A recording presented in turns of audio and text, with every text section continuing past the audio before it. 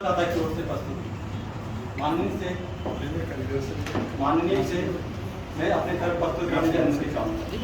माननीय याचिकाकर्ता द्वारा केरल राज्य द्वारा पारित केरल भूमि सुधार संशोधन अधिनियम 1969, केरल भूमि सुधार संशोधन अधिनियम 1971 को इस आधार पर चुनौती दी गई है।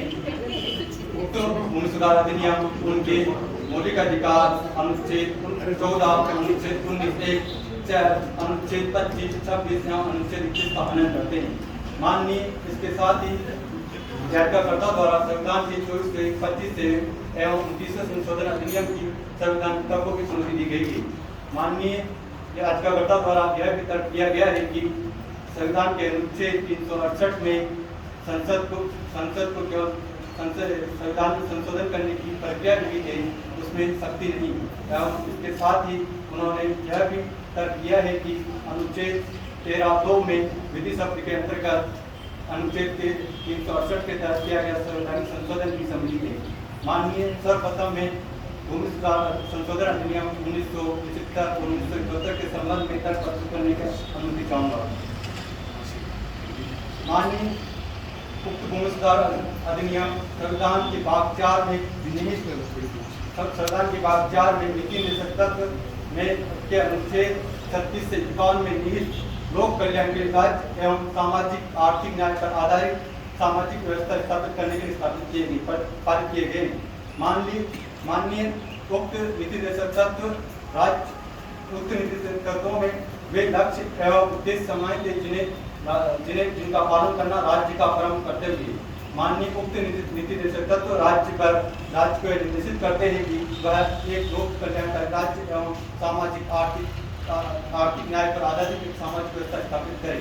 माननीय उक्त संबंध में माननीय न्यायालय के सम्मुख डॉक्टर भीमराव अम्बेडकर के द्वारा संविधान सभा में किए गए वक्तव्य का संक्षिप्त वर्णन प्रस्तुत करना चाहूँगा।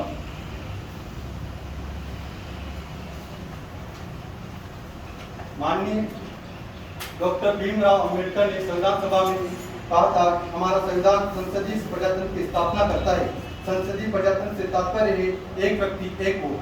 इस संविधान की रचना में हमारे वस्तुतः दो उद्देश्य है, राजनीतिक लोकतंत्र का रूप निर्धारित करना एवं यह स्थापित करना कि हमारा आदर्श आर्थिक लोकतंत्र है और इसका भी इंतजाम करना कि प्रत्येक सरकार जो उनकी सत्ता में आर्थिक लोकतंत्र लाने का प्रयास करेगी। माननीय इसी उद्देश्य को ध्यान में रखते हुए संविधान के भाग 4 में अनुच्छेद 38 से 29 में सामाजिक आर्थिक न्याय पर आधारित सामाजिक व्यवस्था एवं राज्य के प्रत्येक नागरिक को समान अवसर और समान संसाधन उपलब्ध कराने के लिए उक्त भूमि सुधार अधिनियम पारित किए गए। माननीय उक्त भूमि सुधार अधिनियम नागरिकों के संविधान के भाग 3 में अनुच्छेद 21 में प्रदत्त संपत्ति संबंधी अधिकारों का हनन करते हैं। माननीय उक्त संबंध में माननीय न्यायालय के सम्मुख माननीय न्यायालय द्वारा पारित भारत संघ एवं बिहार राज्य एवं you are from the respondent, आप कैसे बोल रहे हो वायलेट करते हैं?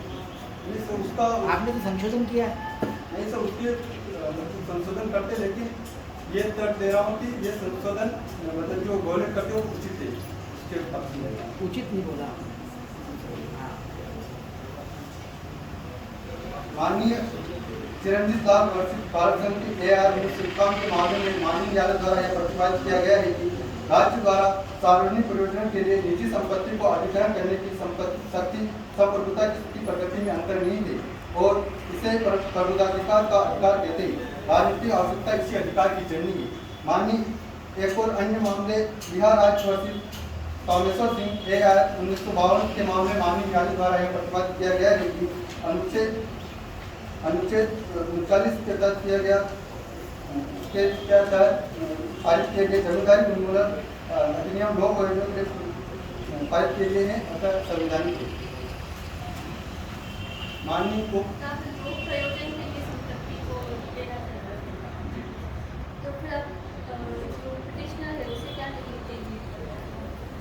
संपत्ति ले रहे हैं, हाँ, तो क्या उसके संबंध राशि का उनको प्रोवाइड की जाएगी।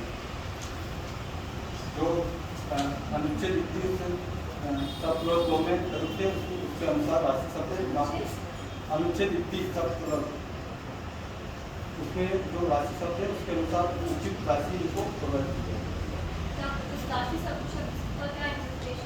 माननीय राशि शब्द इसलिए आवश्यक है, इससे पहले जो 25 संशोधन अधिनियम के पारित होने से पहले इस यहाँ राशि शब्द के स्थान पर्टिकुलर शब्द हुआ करता था माननीय, किंतु राज्य के संसाधन सीमित है और पर्टिकुलर शब्द में न सिर्फ संपत्ति आती है, संपत्ति का मूल्य निहित होता है, बल्कि उस संपत्ति से होने वाले लाभ की नुकसानी भी सम्मिलित है।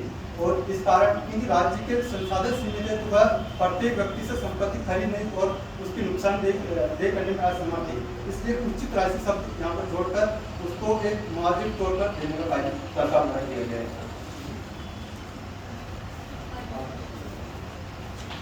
माननीय मैं 24 संशोधन अधिनियम के पक्ष में दर प्रस्तुत करने की माननीय न्यायालय से अनुमति चाहूंगा।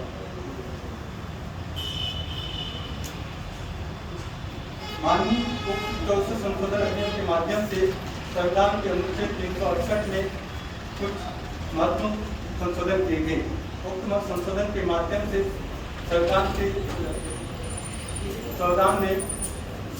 शक्ति और संविधान और उसकी प्रक्रिया में संशोधन की शक्ति संसद को होगी एवं इसके साथ ही परिवर्तन मिशन शब्द संशोधन के माध्यम से सरकार में जोड़ दी गई एवं इसके साथ यह किया गया कि राष्ट्रपति द्वारा अध्यादेश को जब राष्ट्रपति के सम्मुख भेजा जाएगा तो उसका राष्ट्रपति द्वारा हस्ताक्षर किया नाम मैंडेटरी होगा। इसके साथ ही अनुच्छेद 13 में एक सब क्लोज 4 जोड़कर यह बंद किया गया कि संविधान के अनुच्छेद 368 के तहत किए गए संवैधानिक संशोधन पर अनुच्छेद 13 के प्रभाव लागू नहीं होंगे।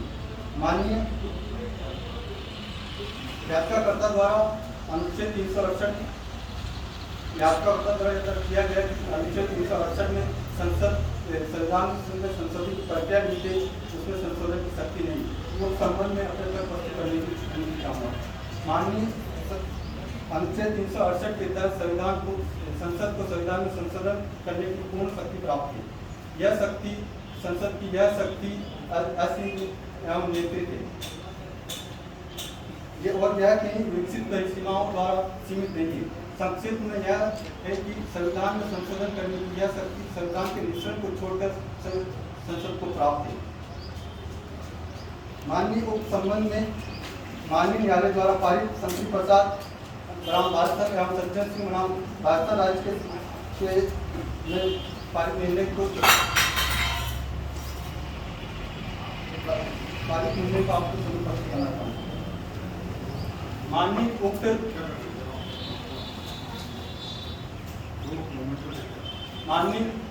उक्त मामलों में माननीय न्यायालय द्वारा पारित किया गया है कि अनुच्छेद 368 में 368 के तहत संसद को संविधान में संशोधन करने की शक्ति मिली है, चाहे उसमें मौलिक अधिकार सम्मिलित क्यों न हो।